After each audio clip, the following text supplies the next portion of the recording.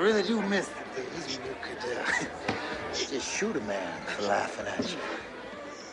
Word of warning, in this establishment, we do not bother to call 911. Cassidy got out, and now it's our turn. God's not gonna kick his own ass. What exactly is the question? My question is, if her breaks the spell and gets us the hell out of here, why don't we just kill her? Let me make one thing crystal clear. You bust up in my office like that ever again, I will cut your balls off and roll them like dice. You gonna blow on them first?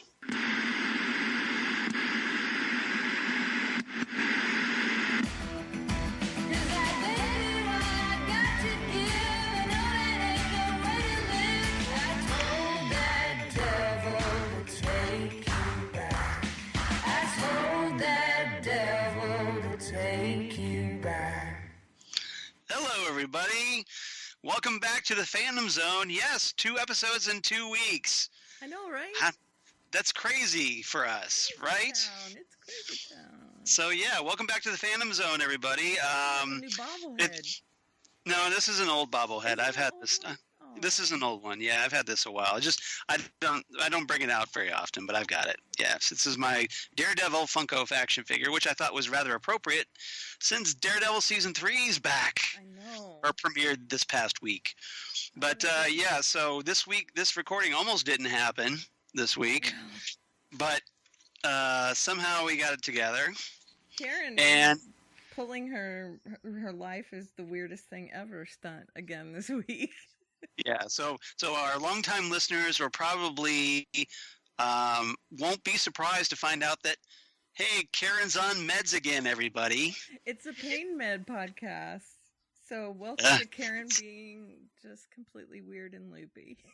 Oh yeah. I would play porn music. Where's my Doctor Who weird music? No, don't worry about it.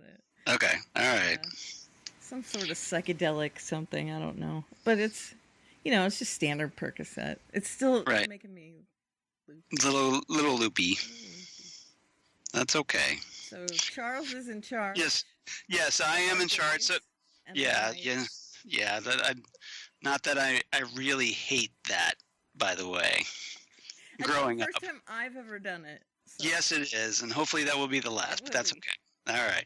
So for episode 151, everybody, welcome back. For the week ending October 20th, 2018, as Karen and I are going to be talking about another 4 shows this week. We've got a bunch of season premieres this week. We did. We do. So we have this week on the schedule, we have Supergirl, the first episode of season 4. Arrow, the first episode of season 7. We're going to talk about more Black Lightning because Black Lightning. That's right.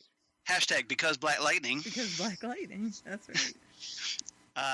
And episode 1 of Daredevil season 3, like we talked about. So now, of course, with Daredevil, the premiere means we got all of them, but we're not going to talk about all of the Daredevils today. We're just going to talk about one. Yeah, because we're lucky just to get these 4 out. So yeah. And so, we hope you guys are okay with this cherry picking format we're doing. Yes. Yeah. Let us know what you think of this format. We've had it for a while, where we kind of like try to get the episodes that we should probably talk about, the biggest episodes of the week, or just stuff that really caught our interest, or stuff that we just think needs to be discussed. Yeah, because if we talked about everything like we used to, we'd be up to like 3 hours by now, right? Right. Now, some of you may be cool with that. Yeah, but you would probably like the 3-hour podcast. But Karen obviously needs her rest, and yours truly has a life, tries to have some semblance of. Plus, I got 3 other podcast people. I need the time. I need time to go to the bathroom at least once in a while. So, and eat and all that other stuff. And eat and the occasional sleep. So, with that in mind, let's get right into our topics this week. And let's talk about Supergirl 401. American Alien. Don't want to be an American alien. Like it. And I think you will appreciate Justina's review of the episode based on that title. Yep. Later on. Yeah. Teleplay by Gabriel Lalanas. And I hope I pronounced this correctly. Adrita Mukherjee. Okay. Yeah, you're right. I saw that, and I don't envy so it. I think that was at least a decent attempt. So attempt. Apologies if I got that butchered, but I'll give it my best shot. Directed by Jesse Warren. There we go. And Karen, what is our A, B, and C, if you would, please? A story, Masked Avenger. Yes. B story, Cub Scouted. Cub Scouted. Okay. That is her cub reporter. Oh, that would be Nia. Who she scouted. Right. And Whoville Supermax is our C story, I see. Correct, because Little Miss Grinch, her heart grew 3 sizes, as she said. Lillian. Yes. So I thought the Lillian that stole Christmas? Exactly. So I thought I'd draw a reference to that. The Luther that stole Christmas. How's that? There you go. Luther that stole Christmas. You like that title? Luthers that stole Christmas. Right. Yeah. And Masked Avenger is our Agent Liberty. Yes, Agent Liberty thing. So, yes. How much could they copy Krypton? What is that about? Can I just say? Yes. Just kind of, Oh, you mean like the voice of Rao? Yeah. Well, I've got a bunch of questions about Agent Liberty, so let's just dive right into this. Let's do.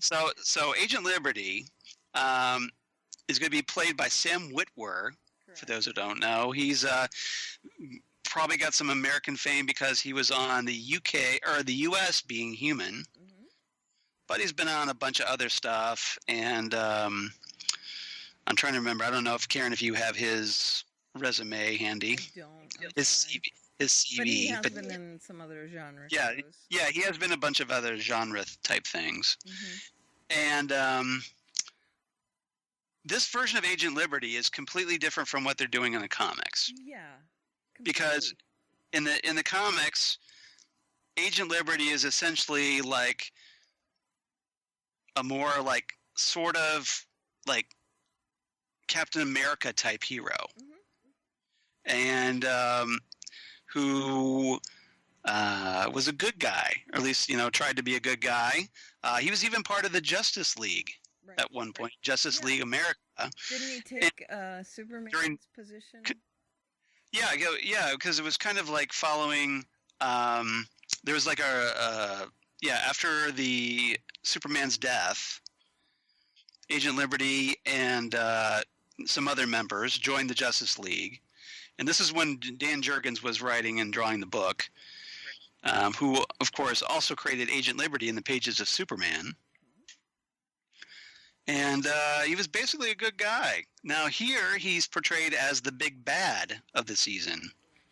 Now, there is a version of Agent Liberty, yes, who is disillusioned and kind of betrays the good side, right? Right. I mean, he was retconned after that, but he was disillusioned by his supervisor. He starts off as kind of being manipulated. Right. And then once Superman helps him through that, then that's when he really kind of becomes like a full-fledged good guy, vigilante, and ends up joining the Justice League and all that. Very briefly. And so here from that really short period of time. Yeah, exactly. So what they're doing here is they're setting up this whole big alien paranoia storyline, and kind of mirroring it to like the division in our actual real life, as they are wont to do. Which I'm sure kind of everybody is kind of fed up with at the moment. So I'm not sure this is probably a good idea for Supergirl to be. You're supposed to try to escape from this stuff, and Supergirl's kind of like soapboxing a little bit. Hey, remember that stuff that got you down during the day and you came here Yes. to escape it? Right. We're going to bring it all up again for you. Right. Now, it is creating some very interesting problems for Supergirl in this episode, primarily because Supergirl, at first through the course of this premiere, is thinking that, well, hey, I don't really see a problem here. You know, like I don't see this problem people are having with aliens. It's so much better. We have a alien, we've got a president of the United States who's an alien. And yeah, well, she didn't know that at the time, but she said there is legislation now that protects us.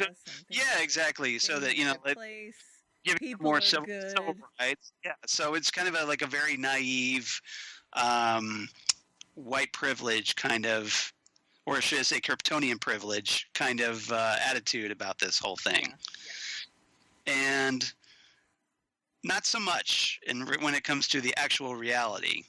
Brainiac 5 and other aliens are getting hassled, and it's just the tension just becomes more and more ramped up throughout the course of this storyline so far.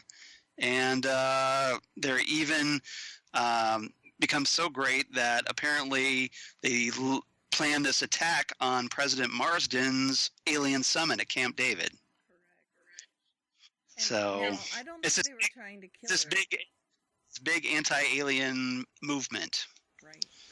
I don't think they were trying to kill her like everyone thought. I think they actually accomplished what they wanted, which was to undermine her. And to up that paranoia factor by exposing her as an alien. Now, how did they know she was an alien? That's a very good question, because somehow they had to get a hold of this footage. So someone had to kind of tip them off about it. Right.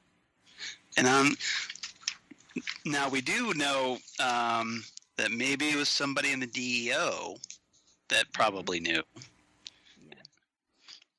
That tipped them off. So maybe that's it. That they've got people everywhere. But so it's becoming this very concerning tension that's building, and I'm not sure how far they're going to take this. I'm not either. But I'm a little. I don't want to say nervous, but I'm a little uneasy about this storyline. Me too. Anytime they get on their soapbox, it worries me, because I'm hoping that they kind of switch to the Red Daughter storyline. Yes. Well, that's a whole different. Yeah, that's kind of our cliffhanger that at the end of the episode that we can talk about pretty quickly. No, but before we get into anything else, the Master Victor thing. Let's talk about Mercy and Otis. What did you think of them? Oh yeah, Mercy Graves. Now, Mercy Graves was another character from the comics, essentially Lex's assistant. Yeah, Girl Friday, assistant, kind of. Kind of Girl Friday, but also bodyguard, chauffeur, just whatever they. Essentially, like the Harley Quinn is to the Joker, Mercy Graves is to Lex Luthor. Right, and she could be an assassin when necessary. Right. And also when Lex went into jail in the comics, she took over LexCorp, and then, of course, surrendered it back to him when he got out. Yeah. So. She's essentially a problem solver for Lex. Mm-hmm. Like a mini fixer. A henchwoman. Yeah, henchwoman. Because henchwoman. And, right. Now, interestingly, though, they decided to create a brother for her named Otis. I'm Miss Tessmacher. You think he is? So will we see Otisburg? Otisburg? It's just a little bitty place. I'm guessing they named him for Ned Beatty's character. Yes. Yeah, because Otis didn't have a last name in the Superman movies, but with Christopher Reeve. So this is kind of in a way to kind of homage Otis and also give Mercy someone like her own sidekick. Right, exactly. And but course, this Otis is also just as like kind of dumb. Yeah, very dumb. And very subservient to but also more competent, like more capable, I should say, than because he's not like this big, like overweight, bumbling doofus like Ned Beatty played him in Superman. This guy's more like a hothead, impulsive, doesn't really think ahead type of guy. He is very thick. Yes. You're from Thicktown, Thickania. So he's not 100%, but that's all the better for Mercy because Mercy doesn't really need him for anything but brawn. And I love who they've got playing Mercy, Rona Mitra. She's really good. Who I've been a fan of since Boston Legal. Oh yeah, she was good on that show. She was really good on that, and then she was in Underworld, Rise of the Lycans, and a bunch of other stuff. Some kind of a lot of like a B movie type action stuff. But at least that's but genre. Boston Legal, I didn't connect her to that. Yeah, but she's in Boston Legal. She's really good. They're more earlier seasons, but she's really good, and she's really fun to watch, and she seems to be having fun here. So I'm kind of her in this so far. Yeah, so very happy to see Mercy getting some good. They came up with a good casting idea for Mercy, I think. Now, I would like to see a little bit more of Sam. Agent Liberty, because right now we have this. Well, they're just teasing him because he's the big bad. Yeah, shady behind the scenes kind. Now the question is though, why is he wearing the mask? Yeah, I don't know. I don't get it. That's what is it face disfigured, or is something going on there, or is it just that he's just trying to conceal his identity? But it seems like if you're going to pick a mask to conceal your identity, why would you choose like this? Kind of like a face, like a head metal. It's like a molding, of a face, like the voice of Rao on Krypton, right? And which doesn't, like have lips that move or anything. So it's just you hear his voice coming out behind this expressionless, non-moving face. Now, the one thing that struck me is. Why are these people following him so blindly when they can't see him? I would be like, is there an alien under that head? Because you would think these people would be naturally paranoid anyway. Right. So you would think they'd be less inclined to trust him unless he maybe had an internet following and could be. Yep. And then he started doing some rallies. I'd be pretty suspicious though of someone wearing a mask. Talking about how bad aliens are. Yeah, you would think that you'd be like, okay, why are you concealing your identity from us? Right. I've been attacked by aliens enough to know what's happening here, and you're. Yeah. How do we know you're not an alien? This is what I'm saying. I agree. He could be wearing that mask so that you can't see that he's a lizard man. Unless for whatever reason they saw his face and then he decided to start wearing the mask after they saw his face. Yeah, I mean, I don't think that. Yeah. He is an alien. I'm just maybe he's revealed his true face to his followers. Maybe. I don't know. I'm just seeing. Yeah. Maybe. I don't know. It's just weird. Part of me just wants to do the simple Occam's razor explanation. He's already shown his face, so. Or no, that the writers have screwed up and they haven't really thought this out. Exactly. That's my explanation. In the next episode where Jean goes to the rally. Yeah, because we've watched episode 2 already. Where Jean goes to the rally, and he's up on a little stage pacing back and forth and talking about how, aliens could be among us right now, and you'd never know. And I'm like, right. Yeah. So take your mask off because. Yeah, exactly. And all these people are like. How do we know? Well, they could just be going. You would think they would go, how do we know an alien is impersonating you? Right, that's what I'm saying. And so that part kind of gets me. But anyway. It does. All right. So let's move on to other topics. Cub Scouted. Yes. So this is the introduction of Nicole Maines as Nia Now. Now, it's a very interesting name because now is just so happens to be the last name of Nura now, Right. a.k.a. one of Brainiac 5's fellow Legion of Superheroes member by the name of Dream Girl. Right. So, is Nia perhaps an ancestor of Dream Girl? This is my thought. Now, we know from casting information that Nia is apparently going to become a superhero known as Dreamer. Right. So the question is this supposed to be a replacement for Dream Girl, or is it a a distant relative? Right.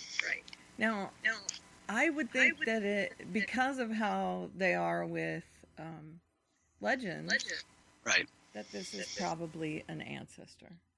Right. Now, the big thing about this character being introduced, of course, is the fact that Nia, both the character and the actress Nicole Maines, are transgender. Which I love. And openly transgender, as it turns out. And so basically we have our first transgendered superhero on television. On television, yes. And on the so, comics, that's happened before, but yes, but this is kind of a big deal here. So it is. I love it. Yep. And, so so far, I'm really enjoying right her portrayal. Performance. Mm-hmm. Yeah. Yes. Apparently, so far, now we're introduced to Nia because she's essentially like season 1 Kara Danvers. Yeah, she is, and she does a really good job of playing. Right. Look, and they were introduced to her in this elevator scene, which is, I'm sure, intentionally echoes the numerous elevator scenes that we had between Kara and Cat Grant during season 1. Mm-hmm. And here it's kind of flipped now that with Kara now in the sort of mentor Cat Grant role, and Nia in Kara's old role. Mm-hmm. You know, the old Devil Wears Prada role. Right. That we used to talk about. Yep. Coat. Yes, but there was kind of a rather uncomfortable realization from Kara that, I'm just, as it's pointed out to her, that she's talking just like Cat Grant. Which I thought was rather funny. I thought it was. And that look that she gives her, that's like, you're me. Mm-hmm. I love that, where she's almost speechless. Now, Kara, though, is more sympathetic, of course, than Kat was, and actually tries to look out for Nia as she settles in as a kind of cub reporter, which, of course, is your Cub Scouted title came from. Don't think I didn't catch that. Thank you. And she came highly recommended by Kat. So that's where I got the Scouted, because she was scouted by Kat, which I thought was cool, which it kind of shows to me that Kat is like, I want another Kara. Yeah. Because or Kira, as she calls her. Yes. Well, remember after she, quote unquote, graduated, she started referring to as Kara, like, you earn this level of respect, so now I get to I'm calling you by your actual name. Right. And yeah. I loved that they started getting that kind of bond, and now it's like, okay, I'm looking for someone else that I can kind of mold into, or you can take. Yes. Mold in my name or something, you know. When you came here, your heads were full of mush, and now I've molded you into your devil. The fine people that you are today. Into Devil's Mountain or whatever. Yeah, whatever. Close Encounters. See, I was doing the paper chase. You were doing Close Encounters. But okay. So, anything else about Nia? No, I just like her, and we only got to see a tiny bit of her in the first episode. So here's the question: we don't know if she actually already has powers, or we'll get them later on. Right. So curious to see how that plays out. Now she's an alien in the comics. Yes, she's from the planet Naltor. At least Nura now is Dream Girl. So is this version also an alien? Because I've noticed that... I hope not, because then it would be kind of like associate transgender people with non-human. Yeah, I hope not too. I think that would be a really bad idea to make her an alien. Well, it's whatever they've already done. No. To be fair, though, they could do it that, well, since Dream Girl's from the 31st century and Nia is from the 21st century, that maybe at some point her descendants go out into space and colonize other worlds. There you go. So that would be a way to explain it. And without making Nia an alien. Because I think that would be a really bad idea. And as we've watched from episode 2, we should probably, everybody kind of keep an eye on the interaction between Nia and Brainiac 5. Right? But we'll talk about that at another time. All right. So let's move on to our C story, Whoville Supermax. Someone's getting a visit. Yes. So, because we have Lillian Luther stuck in Folsom Prison, and time keeps dragging on. Is she in Folsom, though? I mean, I know No, she's not in Folsom Prison, but no, she's in some, like, rich white people prison. Yeah. So, but Lena's there playing chess with Lillian. And beating her, of course. When Kara shows up. Yep. Yeah, and there's a nice little awkward moment because it's like, oh, hi, Kara.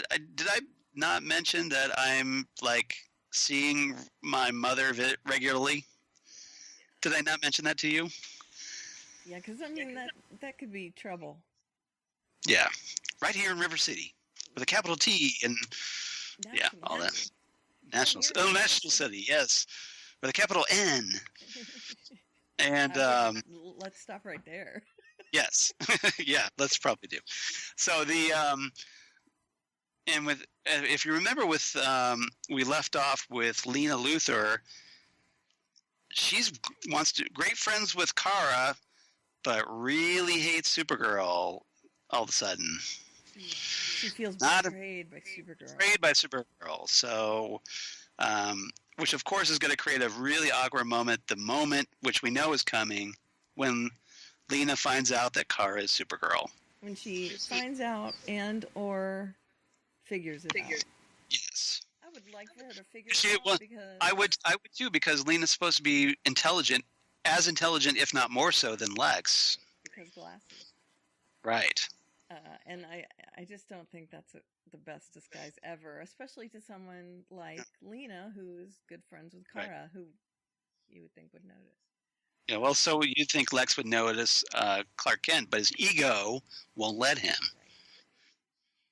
Because he can't think that somebody as mundane as Kent could possibly... Because Superman would never stoop to that level. But yeah. Lena's not like that, so...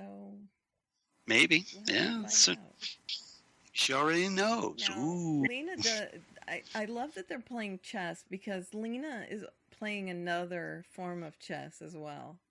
Mm-hmm. She gets her mother to give her information on Bruno Mannheim. Right. And who's another important character from the comics because he heads up a criminal organization called Intergang. That is correct. And wasn't Ugly Mannheim, yes. Yeah. Like you were Ugly Mannheim. Yeah. That's his nickname. Wasn't Agent Liberty involved with Intergang at one point? No, I think you're thinking of Crime Buster. Okay. Or Gangbuster. I'm sorry, Gangbuster, who was trying to expose Intergang in the 80s. Okay, so yeah. Yeah, that Jose Delgado. Right. Yeah. So But who I'm hoping we'll get to see Gangbuster at some point. Yeah, that'd be awesome. Yeah, that would be cool. As long as we get Intergang, I think that would be cool. That would make sense, wouldn't it? Yeah, it would. So she gets this information about, cooking the books and Bruno Mannheim, and she uses it to kind of take down this Bruno Mannheim dude, and impresses her mother with her maneuvering. You know, she got one over on her mother in prison. So now, why that's a big deal to Lillian? I mean, Lillian's in prison, so why is that a big deal? But whatever.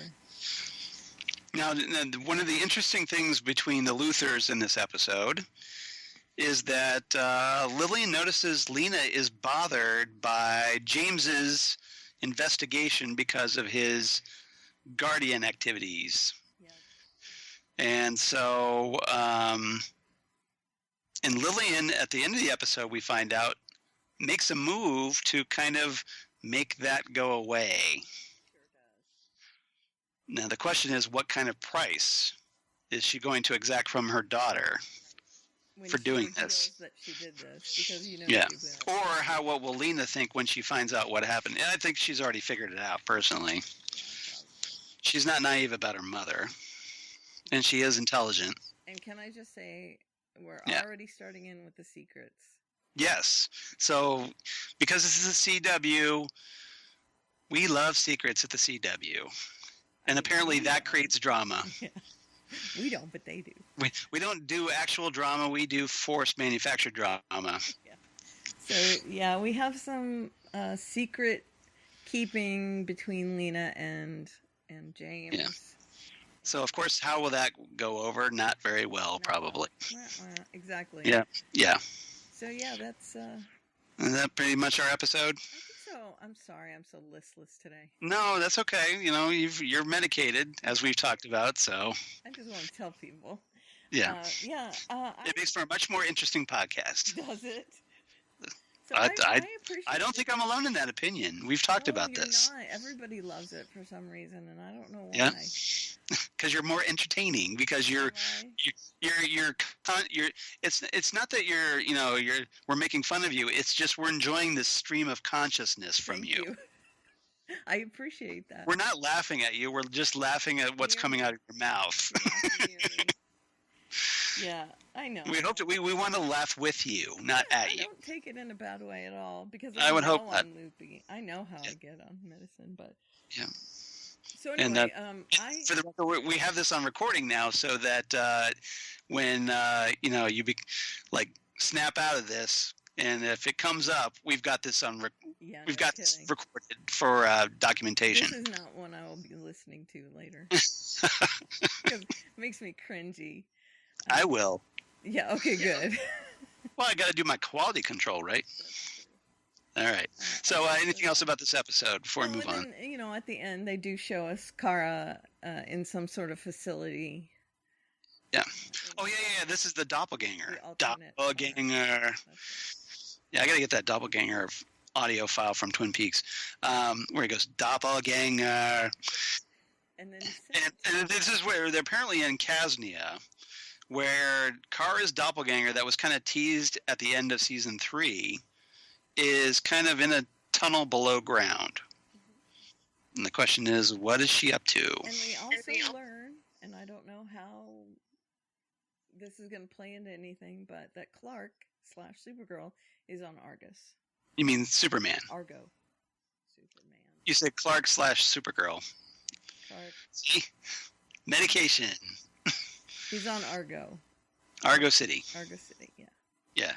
So, I don't know what that's going to do, but... No, it gets him out of the way until we need him for the crossover. Yeah, exactly. Elseworlds. But I think it's cool that he visited at least. Yeah. So. Yeah. Well, you would think, like, hey, there's a bunch of Kryptonians we didn't know existed. Oh, here they are. You think you might want to go check that out, especially after Kara comes back with a report. Sure. You would think. I'm happy. All right. So what's your rating for this one? I liked it. I thought it was a pretty decent setup and some high points.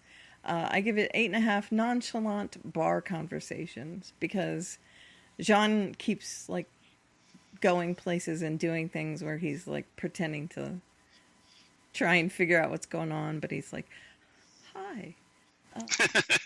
So I heard about these aliens taking our jobs. Hello, fellow kids. You know the what's his face? You know the one I'm talking about. The meme from. I do. I'm blanking on the actor's name. I should know this, but you know the one I'm talking about. All right, so I give it 8.5 prison chessboards. So we're on the same page there. Definitely. Exactly, definitely. So we're in sync on that one. So, all right, moving on. Arrow, episode 1 of season 7, the season premiere, Inmate 4587. Mm-hmm. Written by incoming showrunner Beth Schwartz. May the Schwartz be with you. And Oscar Balderrama, directed by James Bamford. Alrighty. And because he's a badass mother, shut your mouth. Just talk about James Bamford. Mother Bamford. Mother Bamford. So, and so what's our A, B, and C, Karen? The storyline titles are Lost Season 5. Okay. We'll interesting. A little timey-wimey. You remember what happened at the beginning of Lost Season 5? Maybe. It's been a while. It's the first time they flashed forward. Oh, okay. Good call. Okay. I forgot about that, but you're right. Yeah, we have to go back. Yes. And I'll have a half double caffeinated half calf with a twist of lemon. That is a line from LA Story. Yeah. The Steve Martin movie, where they're sitting around ordering coffee in the most pretentious way possible. Nice. And of course, that's Felicity. And yeah. Back in Business, which would be Mad Dog. And you mean Wild Dog? Did I do that again? Mad Dog, yes. Yes, you did. Mad Dog 2020. Mad Dog 2020. Yeah, Wild Dog. Renee. That's okay. Renee. It's medication. We're cool. So if for those of you taking home, take a drink. It's the Karen medicated drinking game. Sorry. That's okay. I feel really dumb tonight. So don't worry about it. You're not dumb. You're just rather off your game. Yeah, I am a little. Okay. So Lost Season 5. So the flash forward. So it's kind of teased a little bit in this episode, and then at the very end, we have a mysterious man traveling to, you guessed it, Lian-Yu, because the island. Because we've got to go back, yeah. Kate. We've got to go back. See? Yep, I get it now. It's all coming back to me. I am. I'm, because we're the same mind, right? We share the same brain. Not today. Not okay. Today. It's a little fuzzy.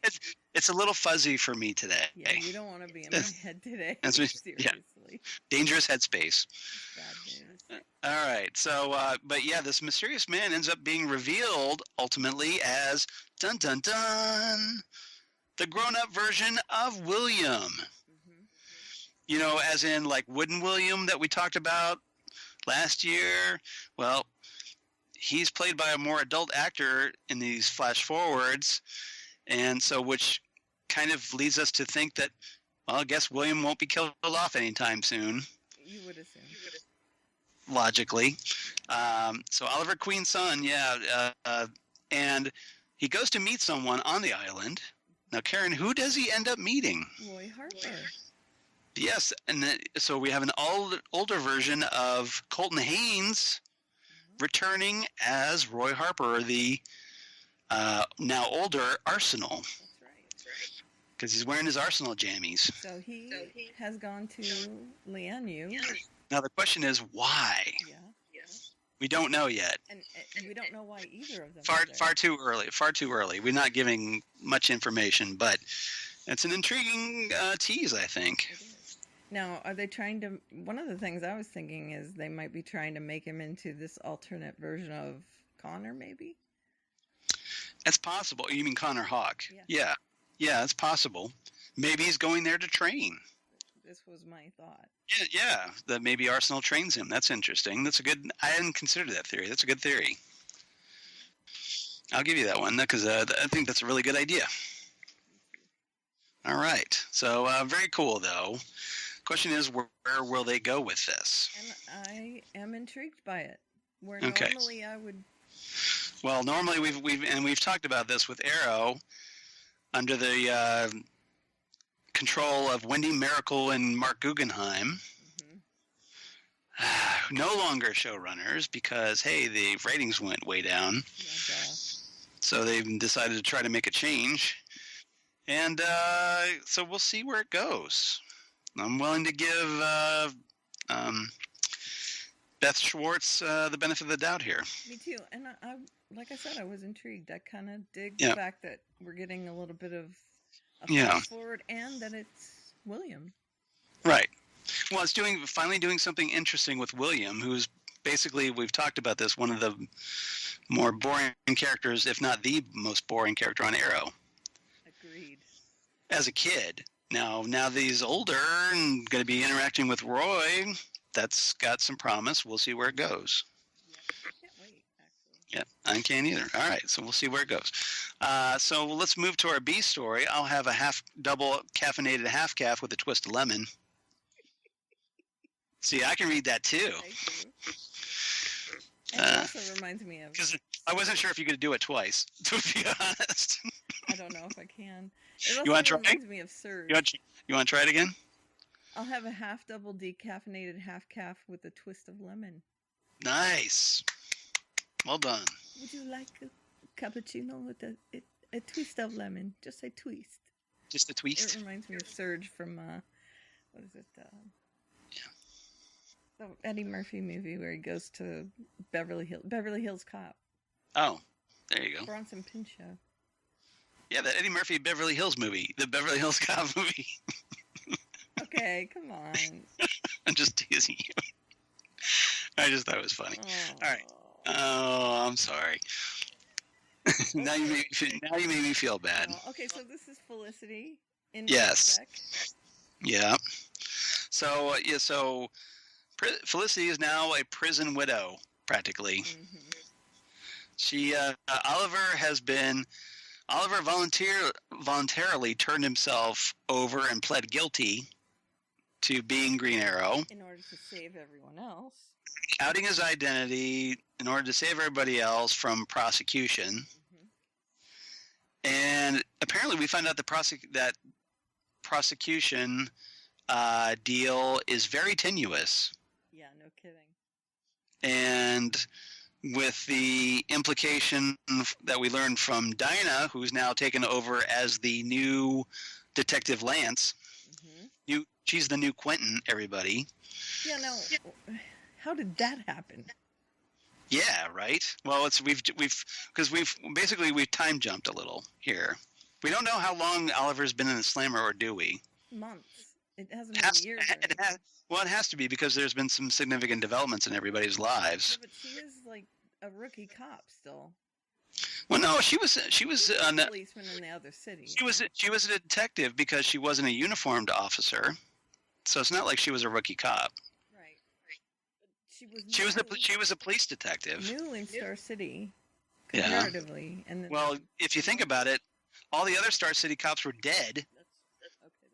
So she got promoted because she stayed She alive. was the only one. She had Yes. seniority. Mm-hmm.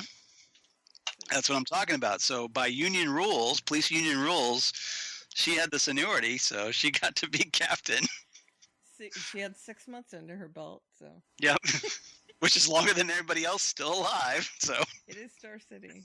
it is Star City. Okay, so Felicity has this job as a barista, and she's getting hit on by this Yes. guy, which she finds amusing. Now, we should talk about Felicity's disguise. She's goth Felicity with a No, slight she's twist. kind of like a hybrid Yeah, goth Felicity. yeah, because she has Like blonde hair. She has blonde hair, but she's got the earrings and the nose ring and the eyebrow ring. And I mean, she's cute like that. She's got color in her hair. She's blonde, Yeah. but she got streaks of. Yeah, she put some like she went to CVS pharmacy and got some hair food color thing. Yeah, that and sprayed it in her hair. It's sometimes sometimes it can be Jell-O, actually. Oh, Jell-O? I didn't know. I did not know that. Because it stays, but it also washes out, and it doesn't harm your hair very much. Okay, it's more natural. Okay, that's cool. I did not know that. So anyway, she's watching over William, and she has this job as a barista, and she can't help but help this guy with his computer problem. Yeah. And remember, she once upon a time was the head of a multi-million-dollar company. How the mighty have fallen.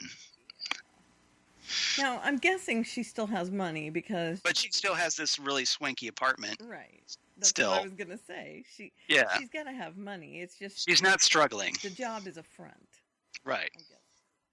So... Yeah, besides, it's Felicity. If she ever needed money, she could just hack it from somebody. She could. Like, maybe hopefully some criminals. She has probably got something set up where she is skimming Bitcoin from other people's processing power.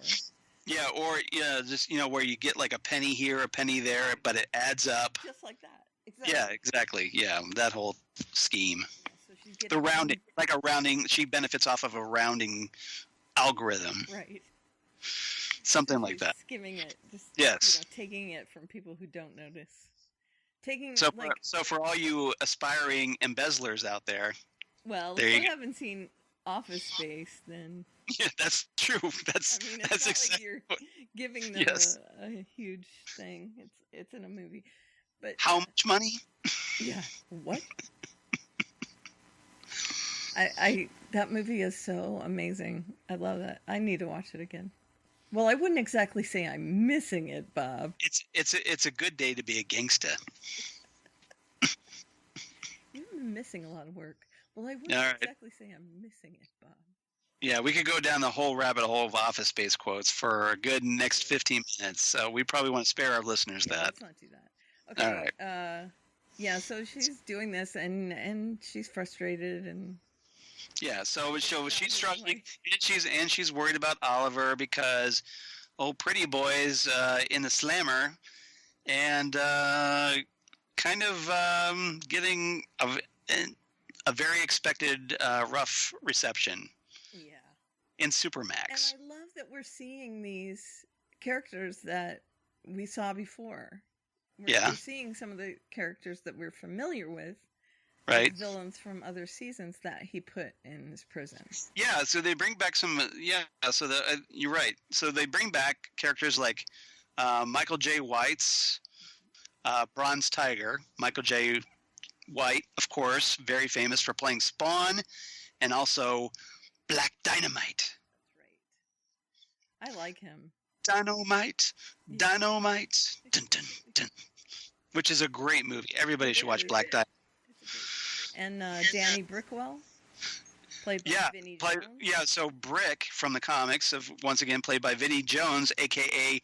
I'm the Juggernaut, bitch. Yeah, exactly. That guy. Yeah, Vinnie Jones. So that's and another guy that was this member of this cult that Oliver helped take down. I think it was season 3. That sounds right. I'm thinking, I forget what it was. Maybe the Brother Blood cult or something. Yeah. Oh yeah. I think that's what it was. Yeah, one of those guys. And that is Derek. Samson. Derek Samson. Yeah. Samson. Yeah. Played by Cody Ronells. Yeah. So essentially they form this like loosely knit gang. Now I'm not really wild about what they're doing with Bronze Tiger because Bronze Tiger is supposed to be a hero. Yeah. He was in the Suicide Squad.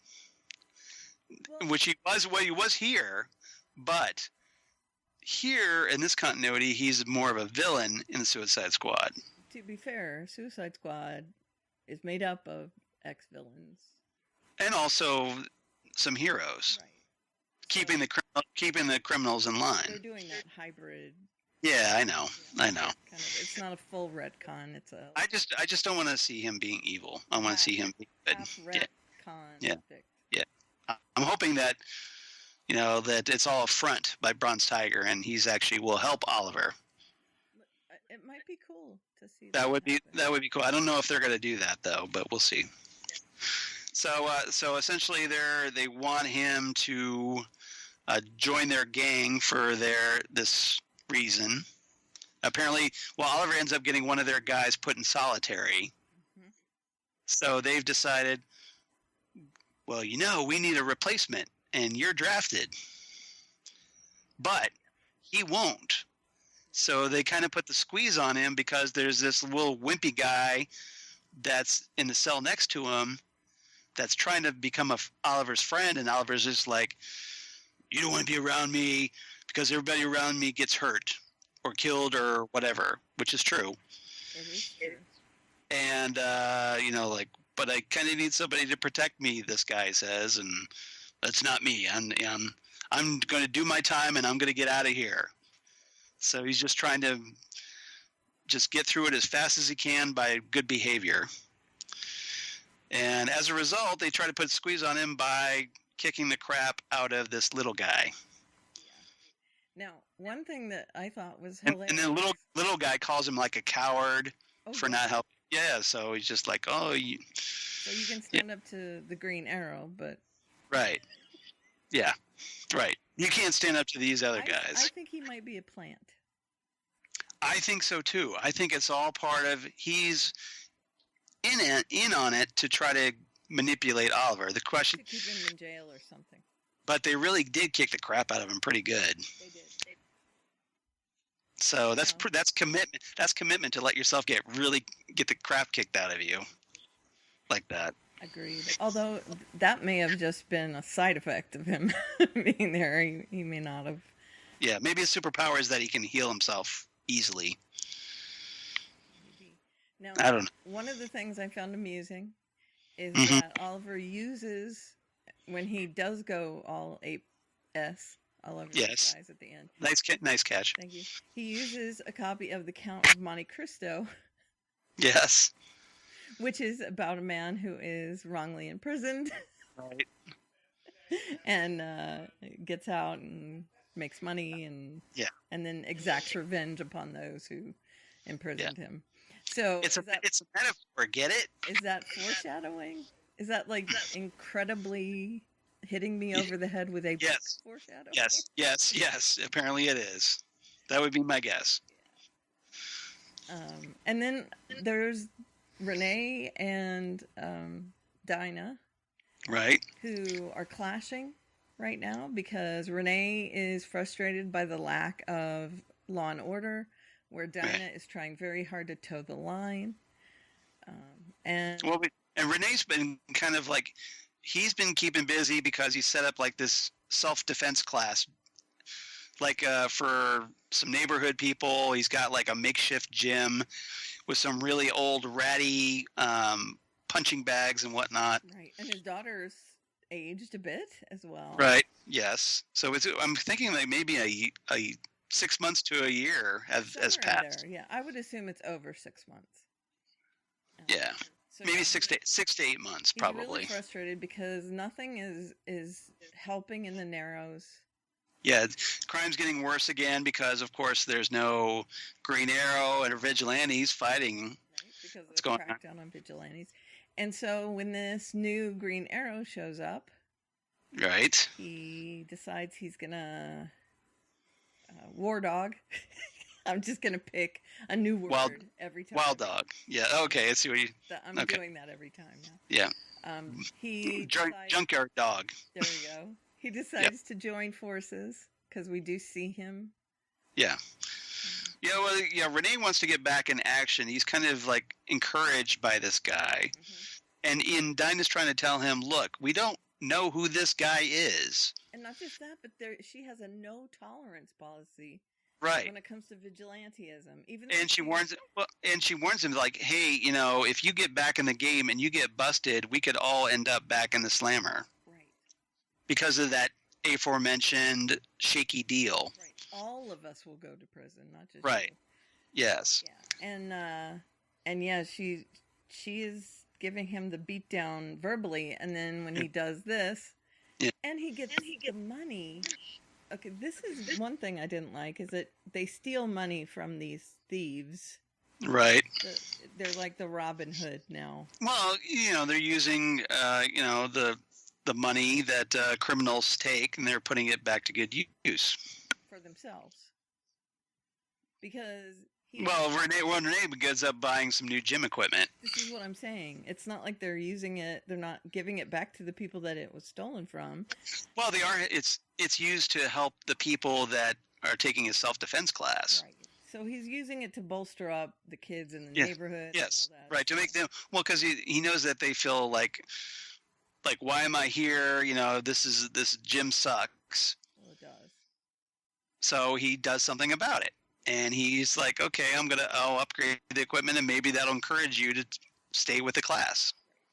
So yeah, he takes the money from the thieves and he uses it to get new equipment and everything. It's not like he turned around and bought drugs with it or something. Oh well, definitely. I mean, it's a good use, but it's for himself, essentially, instead of making sure it gets back to the people that it was stolen from. Yeah. Well, that's true. But the question is, how would you find out? That's you don't know where that money came from unless it was marked bills and you could track it that way. So they use it for that, and the future Green Arrow, alternate Green Arrow. Who knows what he's using it for? Yeah, because and he shot a businessman, so. But that businessman turned out to be involved in shady stuff, so super shady stuff. And so we find out that Diggle is heading up Argus. Right, which we knew because he was already had established ties with Argus. Right. And is there someone else that's underground as well? Curtis. Curtis is got a company here, working for somebody. And they so he's laying on his feet, so they go to him for assistance. He's they're about a possible identity. Right. Yeah. They're looking for whoever this vigilante is. Right. And Felicity, though, we should talk about real quick, gets confronted by Ricardo Diaz. The dragon. Yep. And Sean chimed in on that one. He did. I'm so sorry. That's okay. Don't worry about it. I told him to keep it down. Yep. Sean shakes fist. All right. So the dragon finds her and beats her up. Yep. And so essentially we have a scene where Felicity, who's all beat up, having just narrowly escaped being killed by Ricardo Diaz, goes to Oliver, who has just had his ass kicked in prison. And they look pretty much... Yeah, so they kind of feeling bad for each other. And she made sure to get William out of the apartment when she was... And I'm assuming he's the one who contacted Argus, because Argus shows up to save her. Right. And then at the end of the episode, she tells Oliver that she is sending William off to boarding school to keep him safe. Right. So we can write out the kid and then just focus on the adult version, and everybody's happy. And she's going to be living in Star City, I'm assuming. Yes. All right. So anything else about this episode? No, I was pleasantly surprised by it, though. So what was your rating for this one? I gave it 8.5 eyebrow rings. Okay. I'm liking the flash forward. Okay. I am encouraged by your optimism. I'm not sure, maybe I should raise my rating a little bit. I don't know. I'm optimized by your... This was only the first episode, so I'm cautiously optimistic here. We'll see where it goes. Yeah. We've been burned by Arrow before. Oh, we have. So many times. So we'll see. Seasons that have started off great have turned out not so great. You gave it 8? I gave it 8 duct tape punching bags. So that was fun. All right. Watching all the sand run out of the bottom of that. Yeah. It's like, what is it? He says the hourglass. These are the days of our lives. Do. Yep. That's what nice. I'm hearing in my head. Days of Our Lives? No, that that sort of music in my head. Okay. Right now. Okay. All right. And tweet. Like Your a head bird. sounds like a really fun place. It's not. All right. Okay. All right. Moving on. Yep. Black Lightning.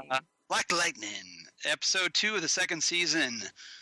The Book of Consequences, Chapter 2, Black Jesus Blues. Again, I'm just calling it Black Jesus Blues. Yeah. Written by Charles D. Holland, directed by Oz Scott. Yay. And what's our A, B, and C, Well, Karen? what's our A story? Oh, yeah.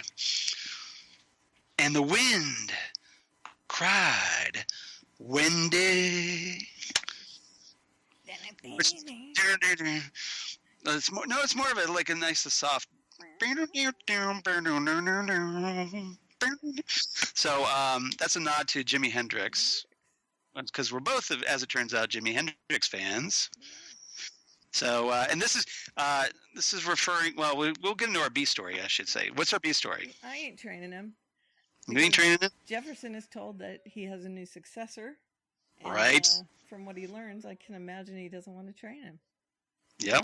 It's always the worst when you train the person who's there to replace. Yeah, I would never do that. I've done it.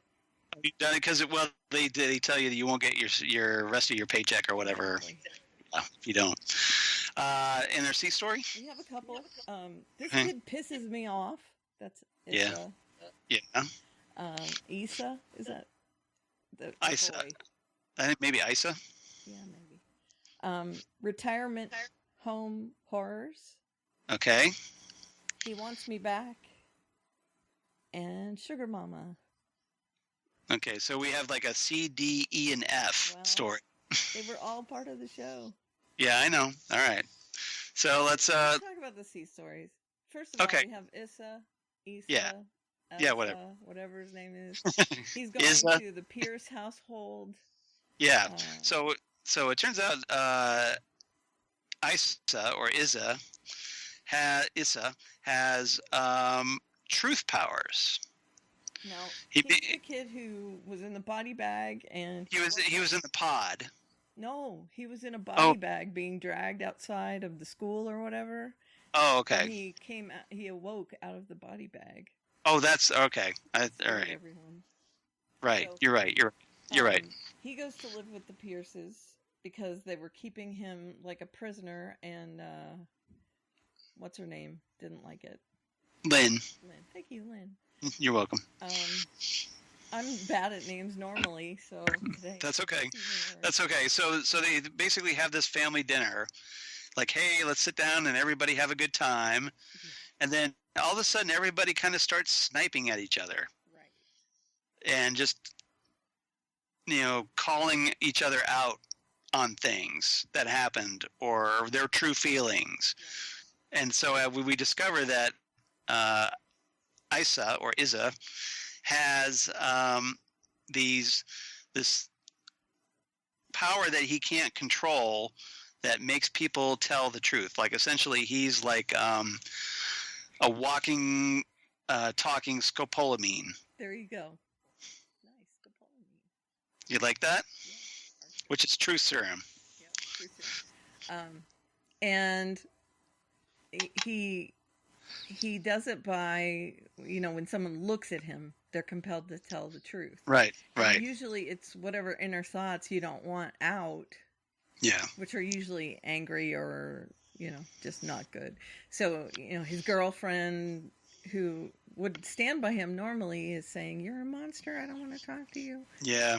Now there was a funny moment later on, because Jennifer, she brings him up to the roof Mm-hmm.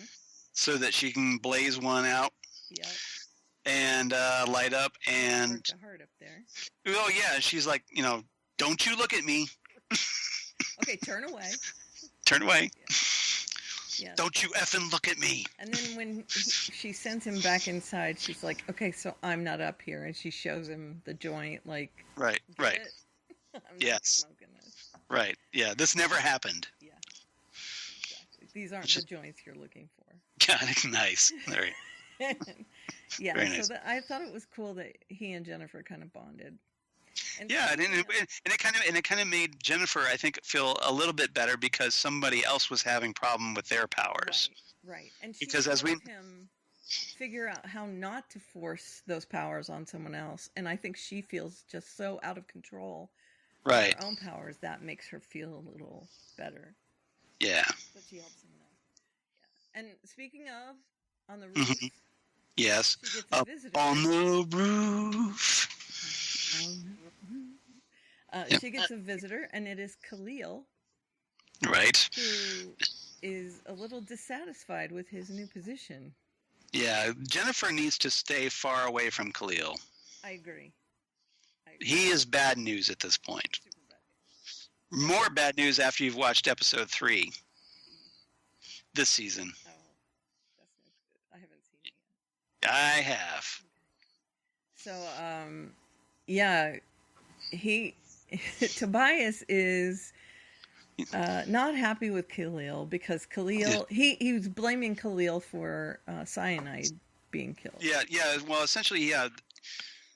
Tobias Whale had designated Painkiller, aka Khalil, like to be head of security, essentially, and Tobias blames Painkiller because he allowed cyanide to get killed, like because of his negligence. Right. He let allowed. somebody in.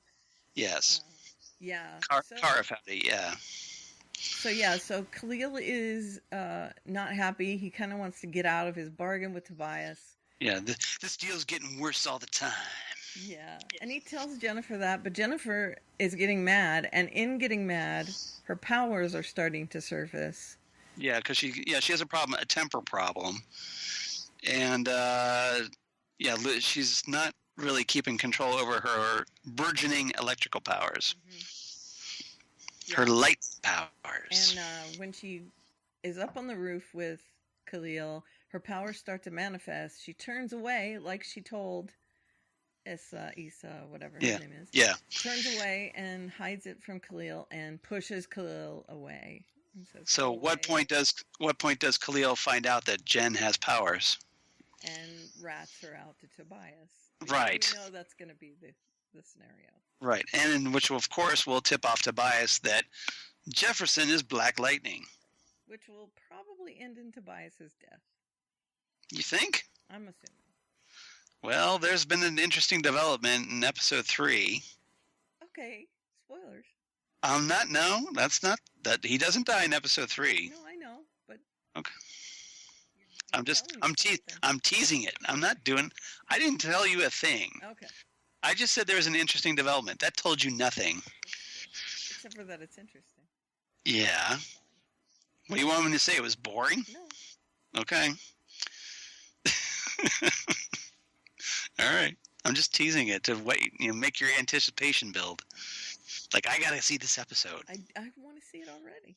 All right. So, let's see what else. So, I guess let's see where we want to talk about. I guess anything else about Izza's story?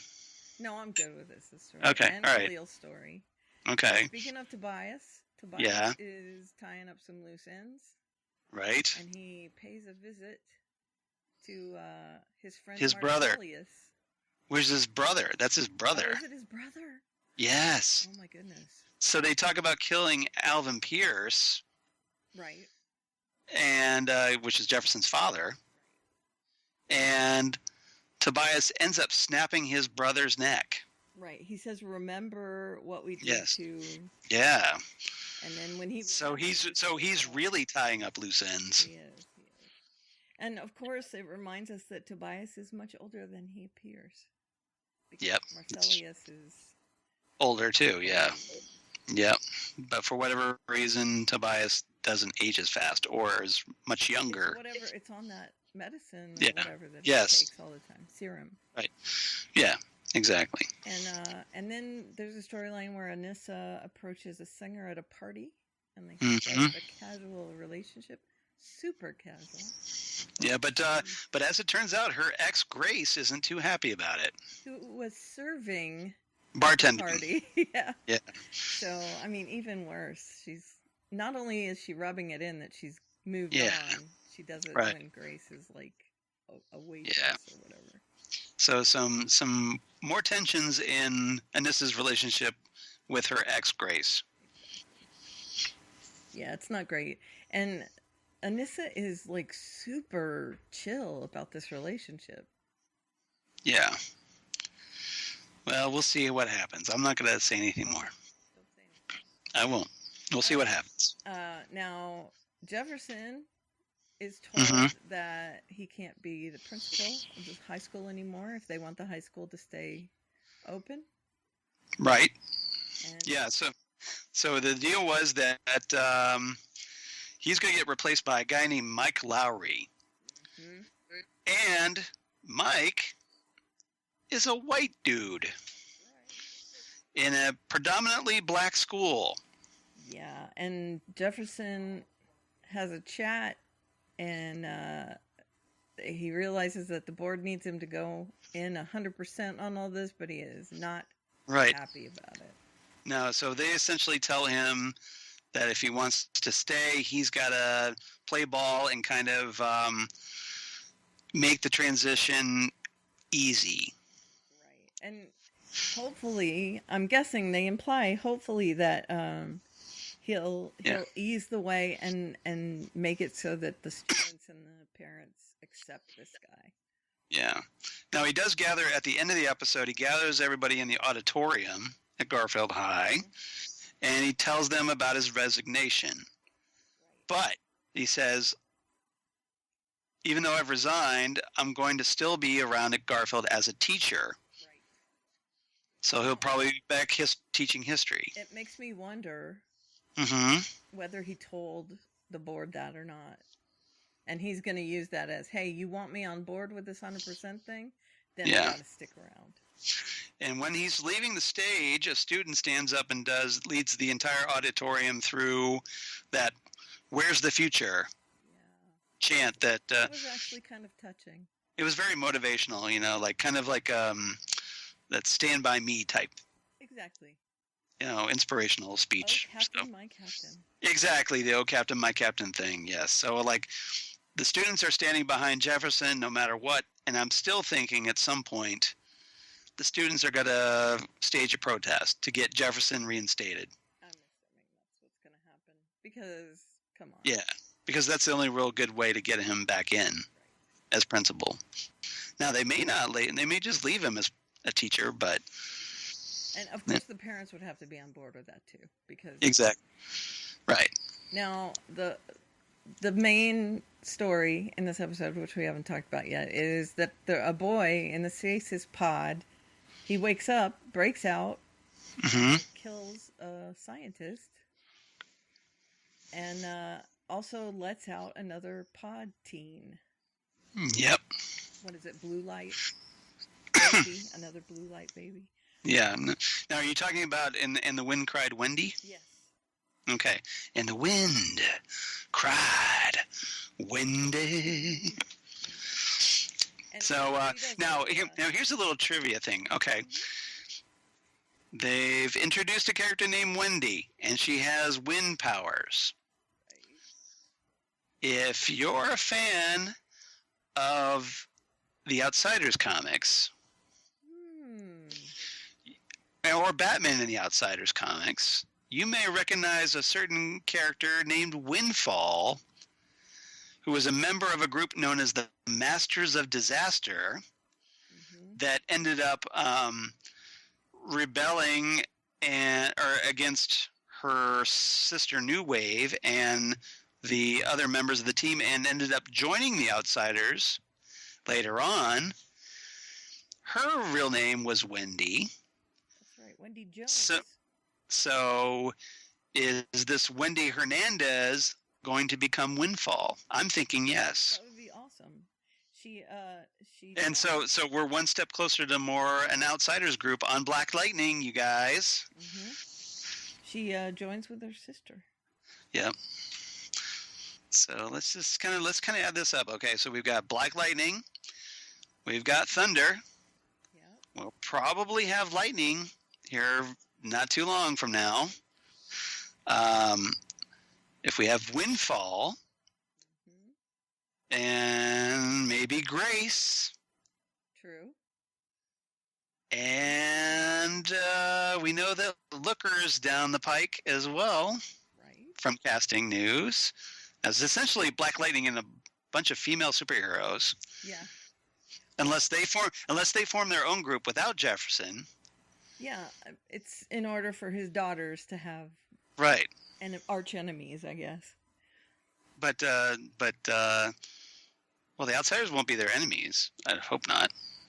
Well, right now, Wendy is, Yeah, well, you're right now, but that could change though. and of course Grace is. Yeah. And we know that Dr. Jace is going to be in play as well. She's the one that gave Geoforce his powers. Yeah, so we're building a superhero team. We're, yeah, unless, well, outside they add Geoforce to the mix, of course. So is it going to be like Batman and the Outsiders, except with Black Lightning would be Black Lightning it'd be Black Lightning and the Outsiders, cool. essentially. Yeah, which I think is very cool. They seem to be building up for that. Mm-hmm. That's very cool. If nothing else, they're adding a lot of Outsiders references, which I totally dig. Very neat. Yeah, so now I want to see Metamorpho. Yeah, please. We need Metamorpho. That'd be very cool. Rex Mason. Yeah. All right. Just had to point that out real quick. Yeah, I like it. All right. So Wendy does a Kool-Aid Man. Yeah. Oh yeah. Exactly. She uses her wind powers to get out. She goes on a rampage because, of course, it's been Rampage. I had to do the Archer reference. You can't say the word rampage and me not do that. What is it? Rampage. Yeah. So yeah, she. It's 30 years now that she's been in the stasis pod. So she's looking for like her family and friends and stuff, and she's looking to party. And no one's around. Yep. You're making fun of me again. No, I'm not. Okay. So yeah, there's that, and so they're tracking her down, and also Anissa, when she goes out with her dad, gets a standing ovation and takes bows, and Dad's not on board with that. No, because she's basically grandstanding. Which isn't good, really. It's not. No. To be fair, though, she moved a bunch of cars out of the way to help some people. Yeah. And she's just like, yeah, thanks. Except Not that. Yeah, thanks. She's. Yeah, baby. She's like high five. Yeah. Yeah. So yeah. So it's just we have a generational approach to superheroics here. Right. And Jefferson's not down. He's not down with it. Yeah. And I think that's like the gist of this whole episode is let's push Jefferson over the edge. Yeah, well. Everybody's testing his patience. Well, it's better than secrets all the time. That is true. Right? Because we are on CW. Yeah, exactly. I'd rather have, Jefferson pushed to his breaking point than just like everybody keeping secrets for no good reason. Yeah, exactly. Yep. All right. Anything else about this episode? No, I'm good. All right. What's your rating? I give it 8 standing ovations. Speaking of which. Yes. Now, I was a little higher than you on this one. We kind of did the reverse of Arrow here. I gave it 8.5 suspended animation pods. It's still good. No, I agree. I mean, it's Black Lightning. I really enjoy the show. It is consistently good, which I like. That's the way all superhero shows in the CW should be, right? They should use it as a model. Let's just put it. Black Lightning is the most consistently entertaining superhero show in the CW. Is that a fair statement? Correct. It used to be The Flash. It used to be The Flash, not so much. Now, The Flash had a better season last season than it had the season before, but it's still not consistent again. No, it's not. Yeah. And I'm kind of hoping that this season will do it because it is fun so far. Right. Yes, it is fun. So maybe we're getting back on track. Hopefully. Yeah, I'm encouraged. Final show, Daredevil 301 Resurrection. Written by Eric Olesen, directed by Mark Jobst. Jobst. The Book of Jobst. That sounds funny on my brain right now. Jobst. It's like a techno music. Jobst, Jobst, Jobst, Jobst, Jobst, Jobst, Jobst, Jobst, Jobst, Jobst, Jobst.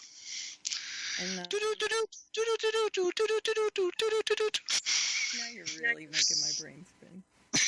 Because I'm doing strong bad. Yeah. The strong bag techno. EDM. The system is down. The system is down. The system. You're breaking my brain, dude. You've seen that episode, right? Of Homestar. It's a classic episode. So if you watch Homestar Runner, homestarrunner.com if you don't know what I'm talking about. All right. All right, strong bad.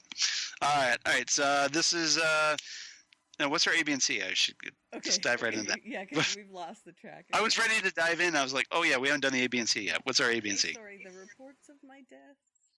Right. ... Mm-hmm. And then the B story is, Sister Maggie, I think I got something to say to you. Nice. Well done.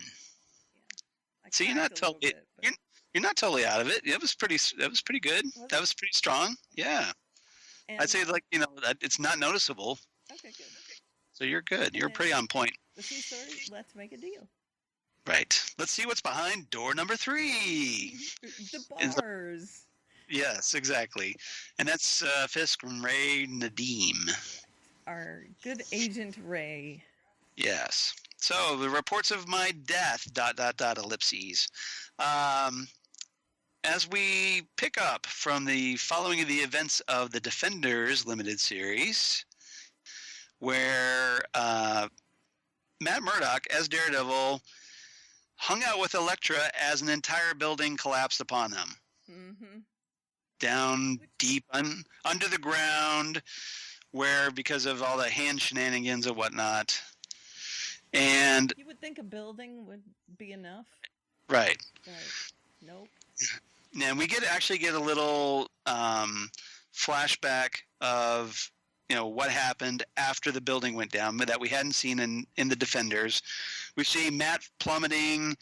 There's all this debris. One of the chunks of debris of concrete hits him in the side of the head, and which has some lingering effects, as it turns out. And then Matt ends up getting eventually flushed out into the sewers, out to by the East River, I think.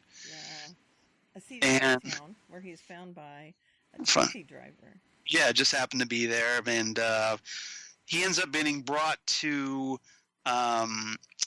this church, St. Agnes Orphanage.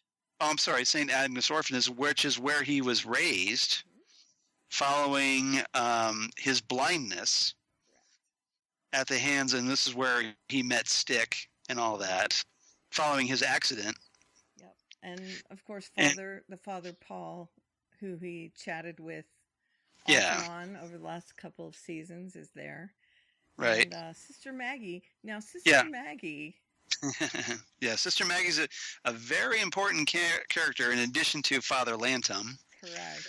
Sister Maggie, though, I mean... Yeah. Well, first, before we talk about Sister Maggie, we should point out that this season, especially this particular storyline with Matt, is heavily influenced by a Daredevil storyline by Frank Miller and David Mazzucchelli called Born Again. So if you're at home wondering what comic book storyline this is based off of, you should be reading Daredevil Born Again. Mm-hmm. It's must reading. And it's essentially the story of Matt getting torn down and having to kind of rebuild himself back up into becoming Daredevil again, with some nasty curves thrown along the way. And this is also where the Kingpin finds out Daredevil's secret identity. Correct. Which is and especially not great for the person who tells him his secret identity, which I'm not going to spoil here. Go read the comic. And of course, You'll have it spoiled for you there. That's But it's big, and if they do it here on the show, it's going to be huge. And I'm also wondering, because near the same time we had Bullseye doing something to another character who is on the show. Right. Yes. Now the question is, will Bullseye do that or to a different character? I don't know. I'm thinking maybe they're going to do a hybrid and have Bullseye kill the person that gets killed in Born Again. Okay. That's my theory. Do you think he might cause harm to the person that he... I apologize to everybody who doesn't know what I'm talking about and being extremely vague. But if you know what I'm talking about, but you get it. Kill someone else that we know. Yes. Right now on the show. Right. Well, let's say in the comics we can talk about that. Sure. In the comics, he kills Elektra. Well, he kills Karen too. I'm talking about Karen. Yeah, I'm talking about Karen too, but that's in a different storyline. Yeah, I know. I'm just saying. Okay. Since you he might is being introduced here. Yes. I don't think Karen's going to die, but do you think he's going to cause some harm to come to her? I think she's going to die. Do you? I do. Now that you've set it up, yes. Because it's not too far. I was trying to dance around that. Yeah, well, me too. But you said we might as well talk about it since it's in the. Yeah, that's true. That's true. So I don't know that's going to happen because I haven't watched the rest of the episodes. Because, so that's around the same time in the comics. Exactly. So away from it would not be a surprise if Bullseye kills Karen. Right. It wouldn't. Put it that way. And I don't know that that's going to happen. As you guys can tell, yes, you and I have not binged the season. No, we haven't. And so back to Sister Maggie. Mm-hmm. Because Sister Maggie is also a very important character in the Born Again storyline, which is why I brought this up in the first place. Right. Huge character. And we get the revelation in the comics, which I'm guessing is eventually going to be revealed on the show. Yeah, but are we going to reveal that right now? Let's not reveal that right now. It's not, but she has a connection. Let's just say she's a very important connection to Matt Murdock. Very important. That will come out if they do it right. If they do. And I don't even know if that's who she is in this show, but I would assume so. Yeah. Now she's played by Joanne Whalley, who was in she was once married to Val Kilmer. Really? Once upon a time, and she was the lead female character in Willow, which is probably where you know her from. Yeah, although she does look different. Yeah, but she's much older now. Yeah. That was 30 years ago. Can we not say much older because now you're making me... Hey, I'm, when I watched that movie, I was 30 years younger too. So. And so far, I like her on the show. She's very good. Yeah, because that's what Miss Sister Maggie is. She's a no nonsense person, kind of like a certain Matt Murdock we know. Yeah. And there might be a reason for that. She's given Matt some tough love. And we find out in this first episode that she was apparently there when Matt was recovering from his from being hit by the truck and discovering his powers. And there might be a reason that he is taken there. Exactly. I mean, well, essentially, Matt's life has come full circle here. Right. Being taken care of at the orphanage by Sister Maggie after a terrible injury. So and everybody thinks that Matt is dead, and he's kind of leaving it that way. He doesn't want to complicate everybody else's lives. Well, Karen is holding out hope that he's alive. Right. Foggy is like, give it up. His Yeah. dad Well, building fell on him. Karen wants to hold on to Matt's apartment because she's expecting that he'll just come back some point. And she's getting herself in a little financial debt. She asked Foggy for help because he's all with a new firm and he's got the cashola.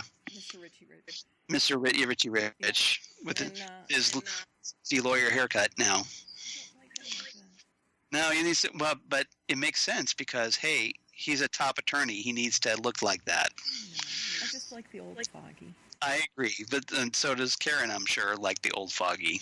So he and Karen are kind of at odds, although he does decide to help Karen because they're getting along. They're just like not agreeing about what to do with Matt's place. he wants to sell it Yes. or let it go, whatever. He's as far as he's concerned, Matt's dead. He's not coming back. Right. Even though he Lindsay saw fell on him. To be fair. Yeah. Hey. To be fair. Yeah, exactly. So it's a pretty good, and we haven't seen any sign of him for months, so it's a fair assumption. But as it turns out, he's not dead, and Karen's right.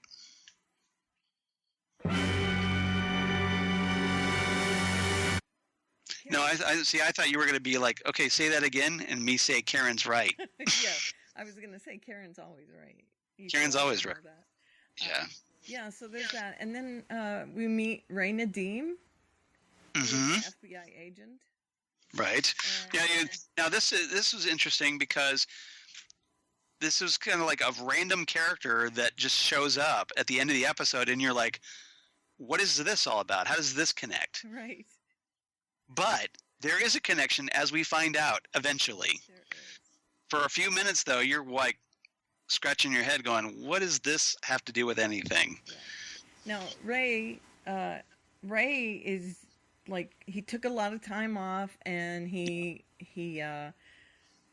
did a terrible thing to his credit rating. Because Yeah. Well, apparently his sister-in-law had cancer. Right. So Ray was footing the bills for the treatments. So he was a good guy. He helped out his sister-in-law. But no good deed goes unpunished, as it turns out. Yeah, your credit being bad doesn't allow you to progress.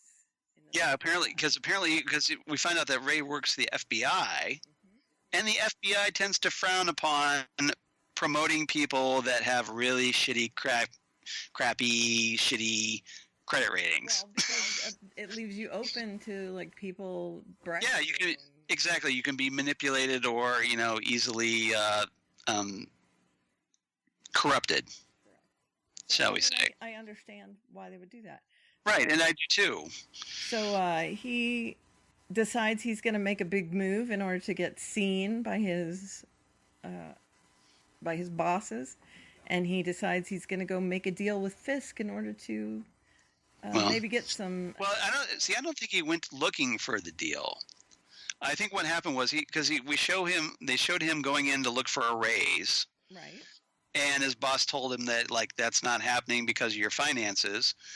So, she goes, oh, by the way, here's some bad news. You got to go upstate and talk to Wilson Fisk. Right. Well, he doesn't leverage it. I mean. Well, here's what happens though. Maybe I took this completely differently.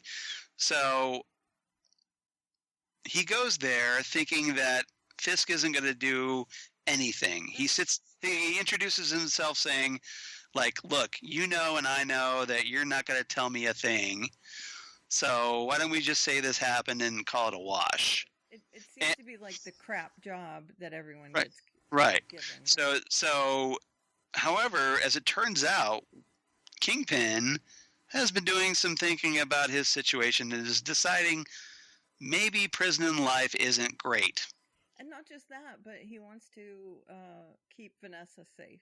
Yes. So he's got doubly motivated because there was this one scene we see earlier in the episode that Kingpin's in the cell. He's trying to have a nice dinner that he's amassed because he's got powers. Right. That he's amassed power in that prison. Right. But he's still in prison, and everybody else, he's surrounded by all these a-hole prisoners. So he's like, quiet. and like trying to have a peaceful dinner. Like kind of like showing how far he's eating on paper plates. Or styrofoam plates, and how the mighty have fallen. So yes, this is one of our themes for this week. And have you noticed we had 3 prison episodes in this week? Mm-hmm. Everybody's doing prison storylines except for maybe Black Lightning at the moment, and that could change. Yeah, that definitely could change.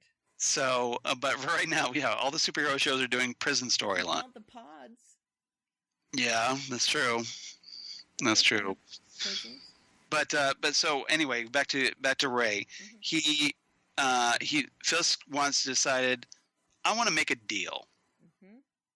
So he approaches Ray. Ray doesn't do anything to instigate. What I'm saying is that he thinks that this might help out with his situation at work. That yes, maybe... yeah, it's going to be a mutually beneficial relationship. Mm-hmm. Yes. So but he didn't go there looking for it. It was just like Fisk says this, and all of a sudden dollar signs click in Ray's eyes. Right. So he is all up in it. Cha-ching! And this leads to. And I'm sure Ray's like, okie doke. Yeah. This leads to Fisk being kind of turning state's evidence on a bunch. He's going to flip. Yeah, basically he's going to flip on some of his fellow cronies, which is what, of course, they wanted. Which is not going to go over well, but... No, but it's going to get him out of prison. He's going to plead down to get a reduced sentence. And get out of probably probation, something that effect. Just misdemeanor charges. He'll have to pay money or something, and they'll get out of there. He has plenty of, especially in offshore accounts. So I'm sure but they have no idea. They have no idea probably exist. Yep. So that's going to lead to him getting out. And yes, yeah, and probably causing some rather serious problems for our hero Daredevil. Correct. Yep. Especially if they follow that Born Again storyline. Exactly. So you should definitely read the Born Again storyline. I think it's one of the first Daredevil comics I read after the Kevin Smith. Yeah. Run. Well, that came years later, but I'm saying that's what I read. But you went back and read that, right. Yeah. Well, because it's Frank Miller. Yeah. I actually read Frank's original run monthly. Very cool. I jumped on board in the 80s for that, and it wasn't until for whatever reason I got out of Daredevil, and then I didn't realize that Frank Miller came back for this storyline. So I got the trade paperback and I read it and got caught up. So the only reason I picked it up in the first place was because of the Kevin Smith storylines, and then I enjoyed it, so I read stuff here and there, and Frank Miller is a favorite of mine. Yeah. So probably, maybe it would be a good idea to also read the Kevin Smith, A Guardian Devil storyline with Joe Quesada, art by Joe Quesada, because there might be elements of that story brought in as well. Mm-hmm. I think they're going to be a nice little hybrid between the two. Yeah, so that's your mandatory reading for this week, guys. That's our recommendation. Corner. Exactly. There you go. Charles's Comic Corner. Wow. It works I've heard it both ways. You've heard it both ways. Nice. Little psych reference, you. All right, so what's your rating? I give it 9 piles of bills. I love it. Yeah. So far, I'm already... Yeah, invested. Yeah. Another strong out of the gate from Daredevil. 9 as well. I'm totally in sync. 9 season 1 mask because we see Matt trying to get back in the game, and he's got some injuries, and Sister Maggie kind of picks up on the fact that he's trying to build himself back up and arranges for a fight. Mm-hmm. For him to kind of that's his way. He has he's gonna at least get out of bed to get back on and try to fight.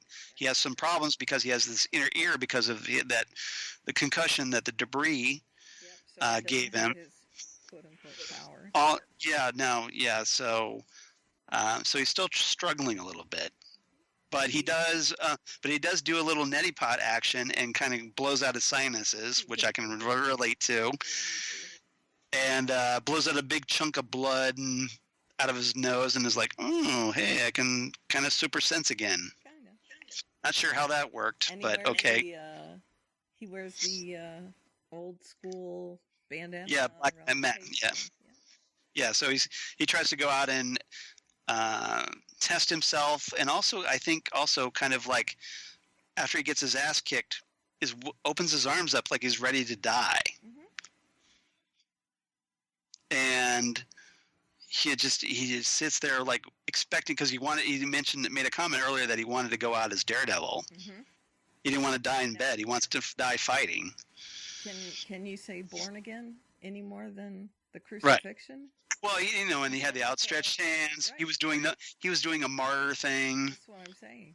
Yes. It's almost like they're throwing it right at us.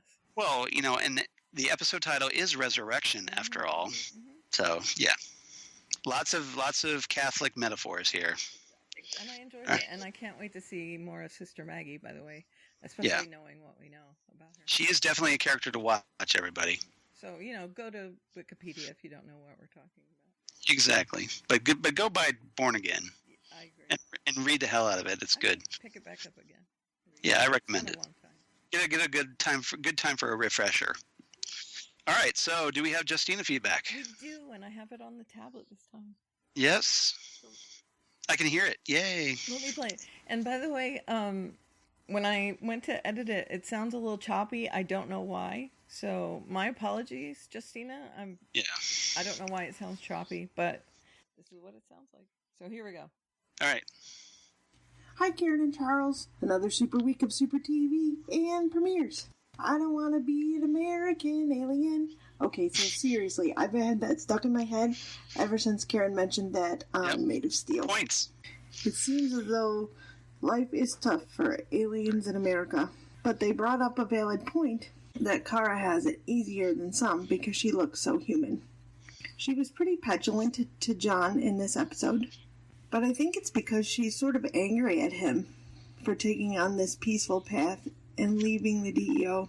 I think she worries for Alex being in the lead position of such a dangerous job. And I think she really feels the void of not having John to fight at her side, which truly made her petulant in this episode. It was interesting to see the tables turn as we were introduced to the new reporter character, whom, according to what I read, is going to be more than a reporter, so I'm really interested to see what happens next. And the lies are stacking up between James and Lena, so who knows how long that relationship is going to last. And what are we going to do with the Red Daughter? Giving this episode 9 out of 10 strong problems in Siberia. I really liked the heart in the Flash this week. The team trying, Caitlin in particular, trying to help Cisco get over his relationship with Gypsy, and Ralph's hilarious list of ways to get over a lady, and all the good parenting talks between Joe and Barry, Barry and Nora, Joe trying to calm Cecile down about Jenna, and Excess is so cute, trying to impress her dad. But if she doesn't keep her excessive behavior under control, it could spell problems for Barry, if he's always distracted by making sure that she's safe. Flash gets 9 out of 10 parenting talks. Green is the new black for Oliver. It was so sad watching him have to ignore the requests of that weaker guy that wanted his help in prison. You know, Oliver being a hero, that it was hard for him to turn his back on him. But he's a husband and a father now. Apparently not that hard. The initial idea to keep his head down to try to keep his sentence short is a good one. But now, based on what happened at the end of the episode, who knows? I'm very, very proud of Felicity for fighting off Diaz with whatever she had at hand before Argus arrived. I'm glad to see her strong and not cowering. And even though it's really scary, I think she made the right decision to come out of the shadows and fight. She is a strong character, and I'm glad that the new showrunner is showing that. Arrow gets 10 out of 10 badass baristas. This is getting pretty long. Have a super week. That was rather abrupt. Thank you, Justina. We missed hearing you while we were off for 2 months, and so glad to have you back. Yeah, you were sorely missed by me, and I'm sure Karen as well. All right, and excessive behavior. I see what you did there, Justina. I see you. I see you. All right. Very clever. All right. So if you want to be like Justina, you want to send us... Can I just say, by the way, thank you, Justina, for bringing up The Flash, since we didn't talk about it this week. Right. You're our Flash reviewer for this week. Right. We got a Flash Yeah. review. I was wanting to talk about The Flash, but there was so much other stuff that I thought we needed to cover. So maybe we'll try to talk about The Flash again next week. All right. Yeah, there's just a lot of stuff to cover here, obviously, and we have so little time because we could be here forever. So if you want to be like Justina and you want to drop us a line here at the Phantom Zone, we would love to hear from you. You can drop us a line. Karen, you want to tell us where they can do that? If you want me to. Yeah, if you want to do that. Make sure I don't make mistakes. I will cover you. Okay. You can email us at phantomzonecast@gmail.com. Find us on Facebook at facebook.com/phantomzonepodcast. Find us on Instagram as Phantom Zone Podcast. And yes. On Twitter, we are Phantom Zone Cast. Listen and subscribe to us in Apple Podcasts, and please leave us a review. Yeah, that helps people find us, and also support the Southgate Media Group Patreon page because, hey, that helps keep the lights on, everybody. And definitely, I'm sure Rob Southgate, our editor, would definitely appreciate that. Yeah. Oh, not editor. I'm sorry, our producer. Executive producer. Yes. Yeah, that's right. You are editor. I'm our editor. That's right. Yes, that's right. I apologize for the horrible error. But Karen, where can they reach you on the interwebs? I am on the Twitter machine as Aleveria, Aleveria, and there's a link in my bio to my blog, which has all my other links. And you are? Of course, at Charles Skaggs on the Twitter, at Charles Skaggs on the Instagram, while you're following Phantom Zone Cast on Instagram. And Facebook, of course, at Charles Skaggs in Hilliard, Ohio. For all you crazy kids on the Facebook. Yeah, all you crazy kids on the Facebook. Maybe we should do that too. All you crazy kids on the Facebook. Yeah. At Charles Skaggs in Hilliard, Ohio. Or my blog of Geeky Things. Damn good coffee. And hot. Damn good coffee and hot, where I talk about all the shows that we talk about here on the Phantom Zone podcast and more. Including, like all the shows we didn't cover this week, like, The Gifted. Well, there was no Gifted this week. This week, but last week there was. Last week there was Gifted. Right, but not the week we're talking about. Yeah, not the week. Yeah, not this, but. The Walking Dead, all kinds of other stuff. And I posted news, like today, all news about a new Star Trek animated series, you guys. It's a comedy. Yeah, adult, like Adult Swim type show, like they're doing with Harley Quinn on DC Universe. I would assume it's going to be something like C-Lab 2020. Well, yeah, I'm sure it'll be something like that because it's repurposed an old show to make it. Yes. Right. Well, Star Trek Lower Decks, and it's written by the guy. It's created by the guy, the head writer of Rick and Morty. That's why I assume it's going to be, Yeah, it should be pretty good. It should be pretty good. So I'd be surprised if it's not. Let's put it that way. Because that writing on that show is exceptional. Yes, it's really funny. Yeah, I'm a big Rick and Morty fan. I like that show a lot. Pickle Rick. Not as good as Archer. No. But it's better. I think it's better than Archer now. Might be. Since they started doing the Dreamland and all this. Stuff, yeah, Danger Island or whatever, and get back to basics, guys. Agreed. We want to see the, in the Office. They're going to be in space this next season, so. Oh, hopefully that'll be better. Okay. All right, fingers crossed. Because I got that straight. I don't want Krieger being a parrot anymore, or macaw or whatever he is. I got that straight from Krieger's mouth. Excellent. I went to see him downtown Atlanta. Because he is he is right straight from Trigger's mouth. Yeah. He is an Atlantean. Yeah. Atlantean? Atlantean? Is that what we are? Well, no, that's from Atlantis, but you know. He is from here. Yes. Yeah. Anyway, so he's from Georgia, you guys. So Atlanta. Georgia. Ding, ding, ding. Yep. He was great. All right. So everybody, thanks for listening to us here on the Phantom Zone podcast, and also be sure to check out my other podcast. Well, how are you? Never better, Dave. How are you?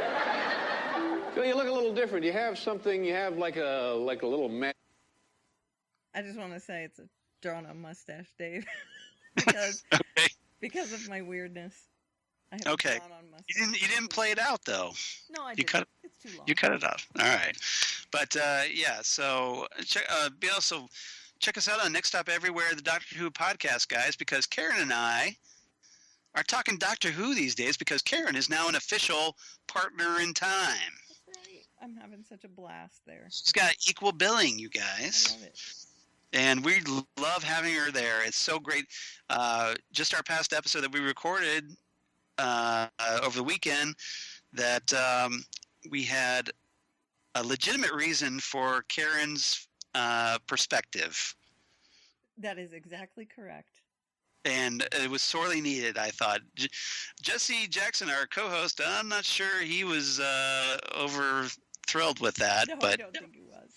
But I enjoyed it, and that was exactly why I wanted you there. Yeah, is it? So as far as I'm concerned, it was a great thing. Objective achieved. Achievement unlocked. Good. Yep. So and I'm so glad to have Karen there, and she's great. Everybody's loving Karen on Next Stop Everywhere. So please check us out there if you enjoy us here on the Phantom Zone. It's so fun to know that there are people that are enjoying the fact that I'm there. Yeah. And Karen obviously brings the great insights that she brings here on the Phantom Zone. And we've got a great doctor in Jodie Whittaker, and great new relaunch of Doctor Who. It's a lot of fun, and hope you join with us on the ride. All right, so everybody, check those out. Otherwise, come on back next week as we talk about more comic shows on television and more. We're going to have the season premiere of Legends of Tomorrow. Yeah, to talk about. I just watched that last night. So that'll be interesting. So otherwise, we will see you next time right here on the Phantom Zone podcast. Bye, everybody.